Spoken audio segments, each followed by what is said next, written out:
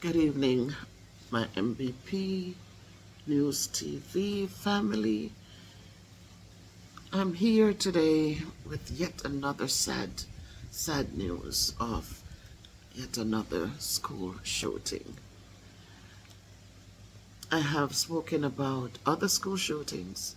We had a 6-year-old who shot his teacher in the stomach. Now today we have this young lady, only 15 years old, who again shot her teacher, shot a student. They're dead, they're gone. Shot other children, another teacher, and another teacher who, some of them are still in doctor's care, some of them have been treated and sent home. This was a private school. Sometimes we look at the public schools and we look at them and we say, I don't want my child in there because they're this and they're that and they're this and they're that. I remember one Sabbath I went to church and the pastor, he got up there on his high horse and he was so critical of the public school and just saying things that he had no idea. He was just making things up and speaking in general about the public school system. The children are the worst. They this, they that. Not understanding that many of those little children who come in there are kids who are awesome, kids who have done well, who are making good progress. But he spoke, and he spoke with such, because he was encouraging parents to bring their school to the Seventh-day Adventist school. So understand you're trying to make business for your corporation, but at the same time, we don't need to bash in order to do that. So those are things that it stays in my head sometimes, because when you look in a private school, you'll think that they're teaching about Christ. The kids are better than the public school kids because they're getting a chance to get instruction on religion and all these good things, and so you don't expect bad from them. They're respectful. They have taught how to be kind and good and decent. So send your child here. But let us stop for a moment and wonder, why did little Samantha snap? Why did she have to bring a gun into school? What happened? We don't know yet what happened. We also need to wonder, how did she get a hold of that gun? She's 15 beautiful years. How did she get that gun to bring into school? What was going on in her little head that was so bad that she went in and killed those people? You see, we go around today and we need to stop for a moment and understand that our children need us. It doesn't matter what school they go to. Our children need us. We need to stop, talk to them, know what's going on inside of them. What is making them angry? What is making them feel less than they should? We buy these fancy phones and we push it in their hands. And we want to outdo the other persons with their little phones, and they laugh at them because they don't have a fancy phone. But we buy these gadgets and we hand it to them. And when we hand it to them, we don't keep in touch with them to know, how are things going? They have friends. Kids can be, no matter what school they go to, as they develop, they can be the meanest little things. A lot of times I used to guide my kids and my students. I said, you jump up and they invite you to chat groups. Do not participate in these chat groups. Do not participate in them. Because when you get there, you feel comfortable to say things, to do things that you would not have usually done. And once you do it, somebody in that group is going to make it public. Somebody in that group is going to spread the rumors about you. So do not get caught up into these chat groups. We let our guards down. We feel, oh, these are my friends. No, it doesn't necessarily be, because friendship is a special thing. Friendship comes with respect. Friendship comes with, I got you. Friendship comes with support.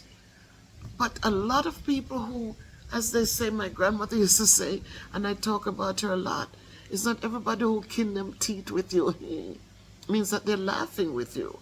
Not everybody who show their teeth means it's a good thing for you. Sometimes they're laughing at you. And so, again, as we hand these kids these things that they're putting them out there, where they become vulnerable, where they become laughing stock, people will laugh at them.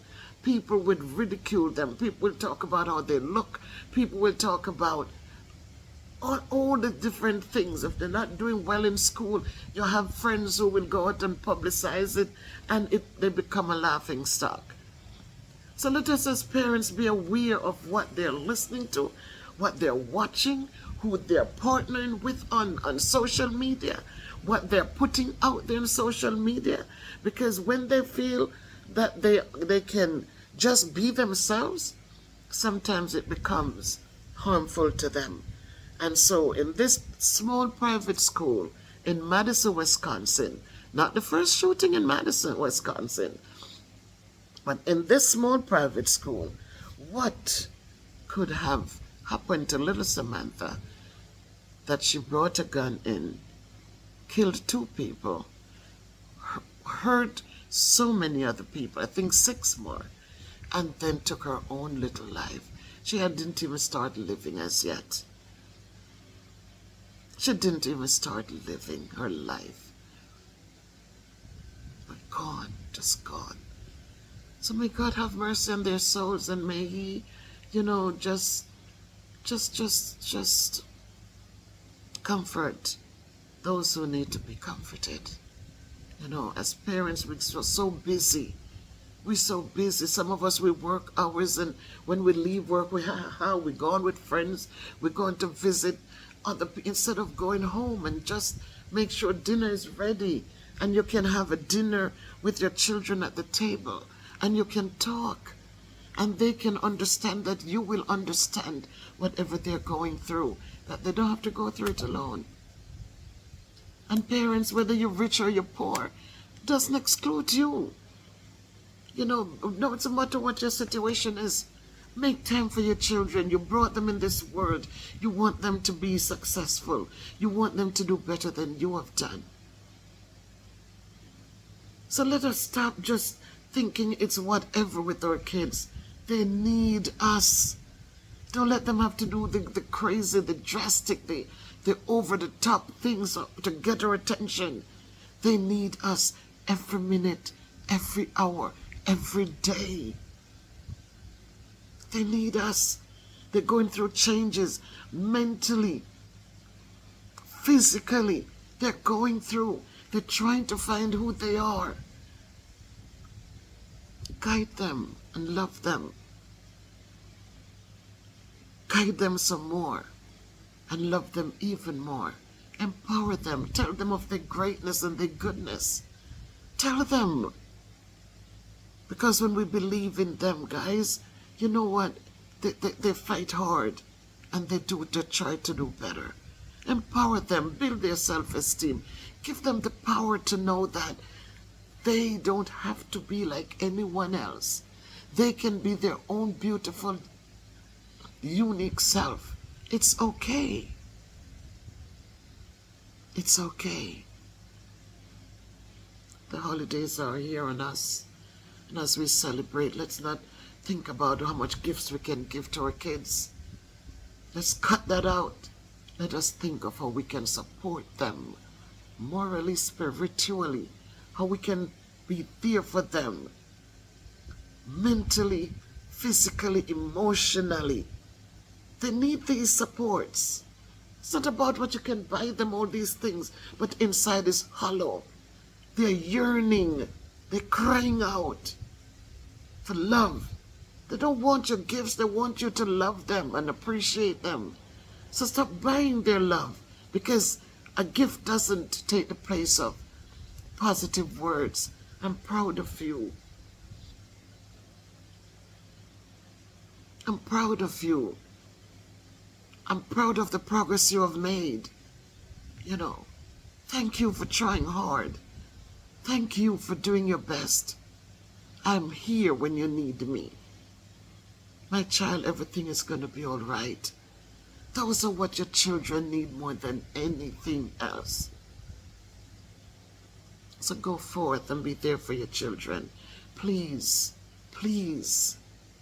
The guns do not have that powerful place in our society. It should never. Whether you're in Jamaica or you're abroad in Wisconsin or any other state that is struggling with these school shootings and these killings by the gun. Dear God, have mercy upon us. Have mercy, dear God.